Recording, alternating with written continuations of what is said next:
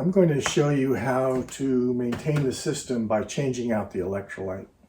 So I have here a system that has the cover off, and you don't need to take the cover off, but since it's off, I'm just going to work with it like it is. Now you have to disconnect the hose going to the scrubber bottle. And so we'll do that and put that aside. Then you need to take the condenser off. So we'll take the condenser off.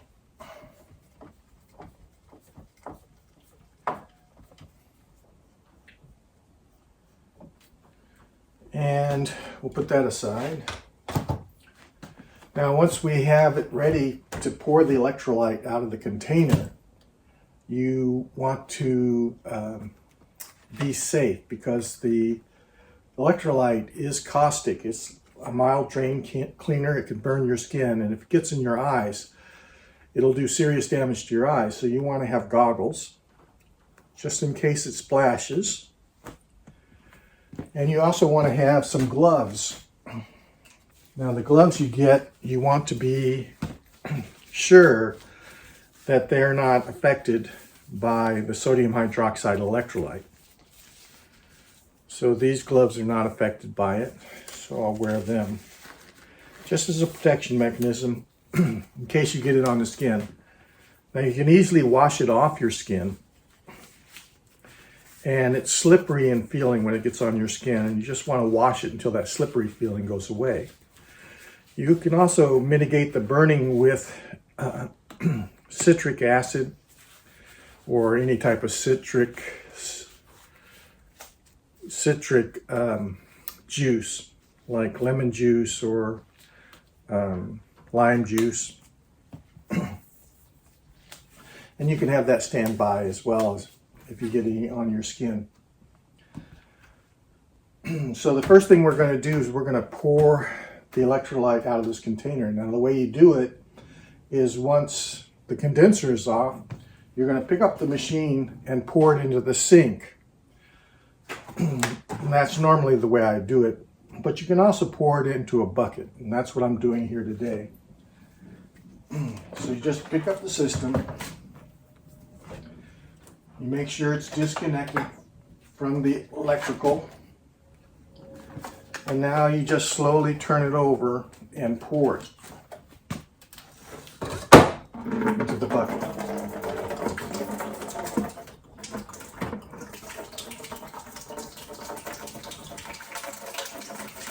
If it had a cover on it, it would make it easier because then I could just set it down on top of the bucket as it poured out.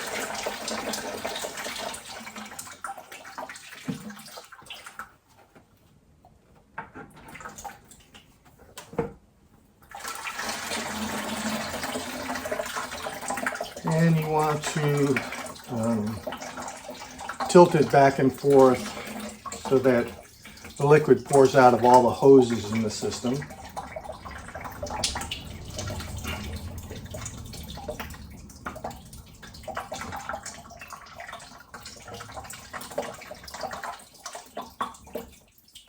You don't have to replace the electrolyte. You can reuse the electrolyte that we're pouring out. You just have to allow all the material in the liquid to slowly float down to the bottom, and then you can pour the liquid off that material that's floating down on the bottom and reuse it again. And actually that liquid is more efficient because it's already charged. So now we poured out all the liquid and now we want to do a rinse. So to rinse the system, we're just going to go to the sink and get 2 cups of water, and we're going to heat that water to boiling, and then we're going to pour it into the system. Then we're going to shake the system around and pour it off, and we're going to do that 3 times. Okay, for the rest of this video, I put the cover back onto the system because this is the way it would normally be once you take the condenser off and prepare it for emptying out the tank for maintenance. Now, I've taken approximately 2 cups, between 2 and 3 cups of water, and I've heated it up in the microwave. But you can also just get hot water. Make sure it's real hot coming out of the sink. Just get 2 to 3 cups. And then what you want to do is you want to pour it into the system.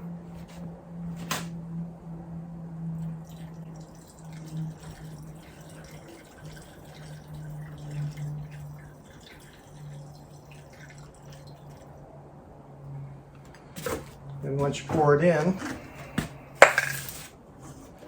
just want to shake it around. And then you want to pour it out.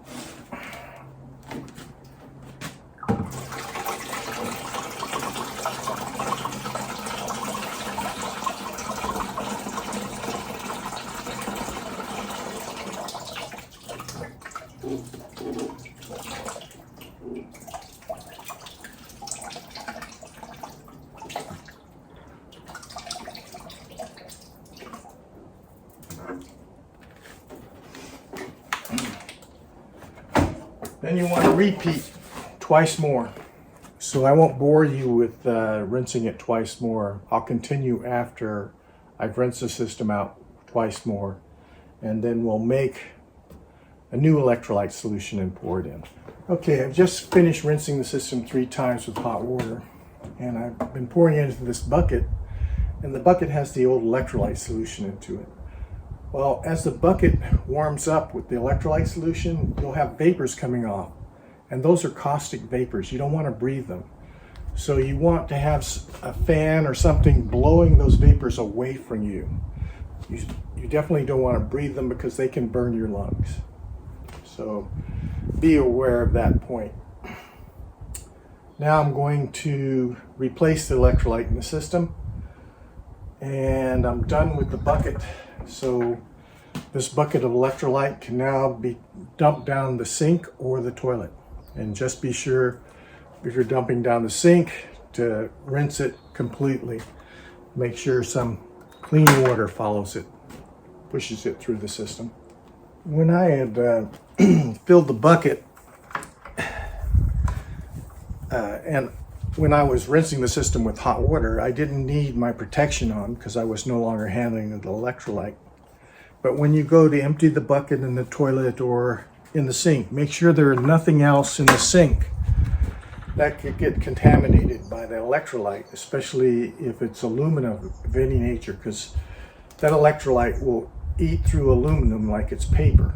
And it could also stain many different things. So make sure everything's away from the sink when you pour it down the sink. Now I'm going to be handling the electrolyte. So I have my goggles on, I have my gloves. And the first thing you want to do is you want to get food grade sodium hydroxide, because that doesn't have contaminants in it that will cause bubbling in the system. Now you want to make sure your vessels are clean.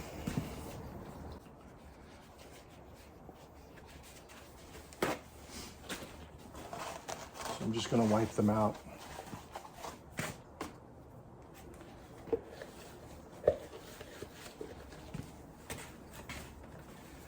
And you're going to be mixing 6 tablespoons of this sodium hydroxide with distilled water. So first of all, I'm going to put 6 tablespoons into this little container. And I do that because I want to count out 6 tablespoons and not lose track. That's one thing. And the other thing is that I don't want to add it via this tablespoon and then go back to dipping it again and again. So it's safer just to measure out 6 tablespoons. So that's 3, 4, 5, and 6. And then you want to put the lid on tight to the sodium hydroxide, because any moisture in the air will cause the sodium hydroxide to clump up and be like cement. Now I'm going to put approximately 4 cups or 750 mils. I guess maybe 750 mils is 3 cups. About 3 cups into this 4-cup container. And you want to use utensils like the tablespoon and the stirring mechanisms. They're stainless steel. They're not affected by sodium hydroxide, and neither is PVC or plastic. So we want about 3 cups of distilled water.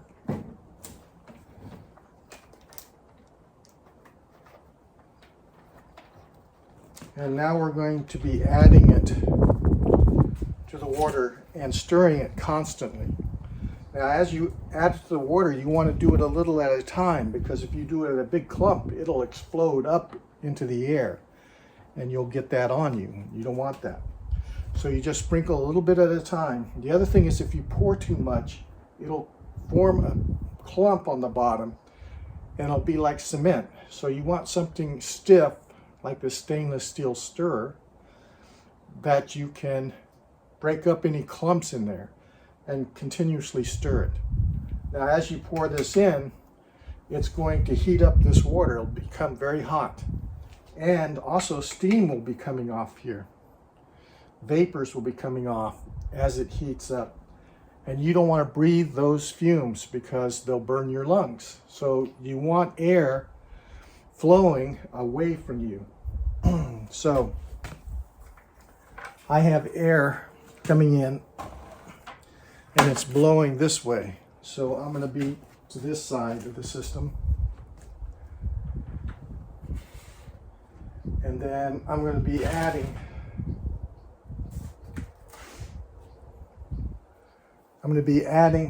to the water a little bit at a time and constantly stirring it, making sure not to breathe the fumes. So as I add this to the water will become cloudy. When I finish adding it, it'll still be cloudy, and then I just want to wait until that water becomes clear again, and then I could add it back to the system. So just going to start stirring it in and pouring it in.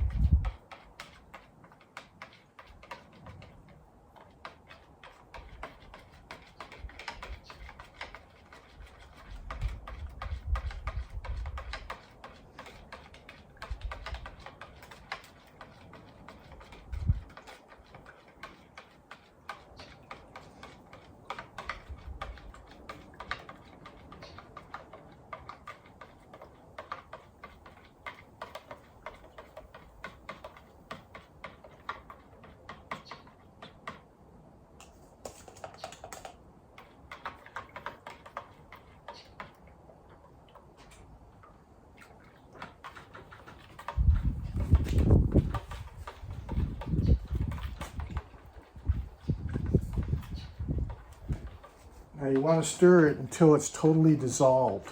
So you look inside there.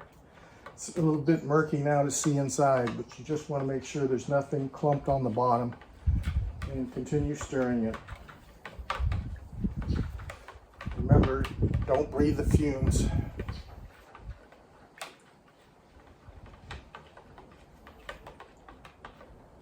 And after a little while, you'll see that it'll clear up. So it's pretty warm to the touch right now, and so we're going to wait for it to clear up.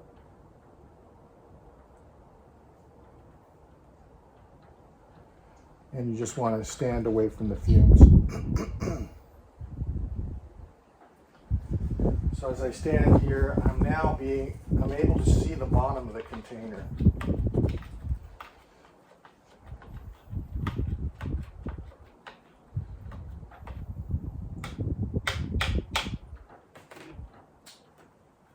And I don't know if you can see that from the side, but it is cleared up. It is still warm, and you can pour it in now after it's cleared up, and you're sure everything is dissolved. So I'm going to go ahead and pour it in slowly, and you just want to be sure to do it slowly and not splash on anything. if you're doing this in the sink or on the counter, you want to have something protecting your surface, because if you get this electrolyte on your surface, it's a possibility it could react with something on your surface and discolor it at least. And if there's any aluminum nearby, it'll dissolve through aluminum like paper. So just be careful with it. You want to pour slowly. You want to have a paper towel or cloth nearby that you could quickly soak up any spillage. Okay. So then you just pour it in slowly.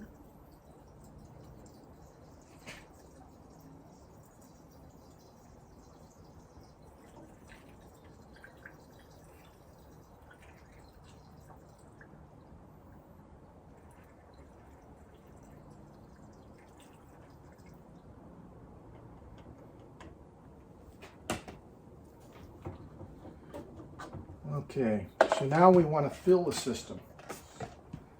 Right now we've added about 3 cups of water, about 750 mils of distilled water, and it's not registered on the system. So I can take my gloves and goggles off now because we're done manipulating the electrolyte.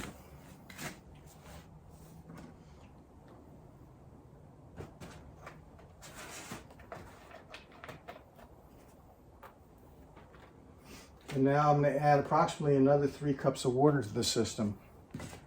And I want to see this on the tube coming up to the top line here.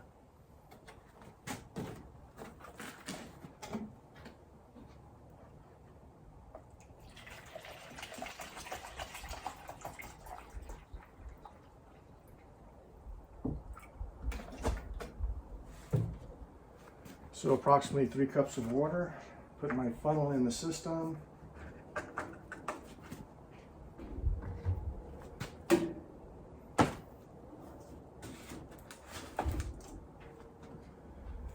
then start adding the water to it.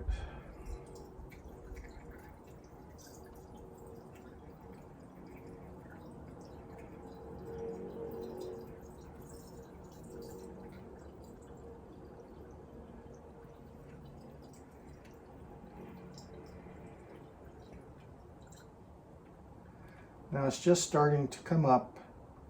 One of the things you notice that when you add it and it's real warm, it'll actually create moisture condensation in the tube, so it'll cloud your sight tube.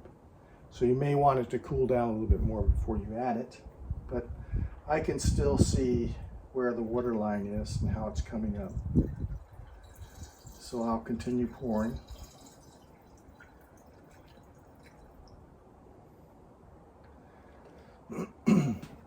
When you add water, you want to wait for 30 seconds to a minute to allow the water to go through the system, and that line will slowly move up. And then when you apply power and the gas is being generated, it'll push that water through the pipes and it'll come up to where it should be. And you want it to stop at that line. You don't want to go much further than this top line here. So it's almost to that point, and I think that after I turn it on, and I could plug it in and turn it on. Now when I turn it on, because I have the condenser off, there's going to be sodium hydroxide vapor coming out of here. And so you want to be careful not to breathe that vapor. It'll be a white mist that comes out. So you want air to flow past, blowing that away from you if you turn the system on when the condenser is off. Okay. So I'm going to turn it on just to see where that line is once the system starts pushing gas through it, or just bubbling the water inside the tank.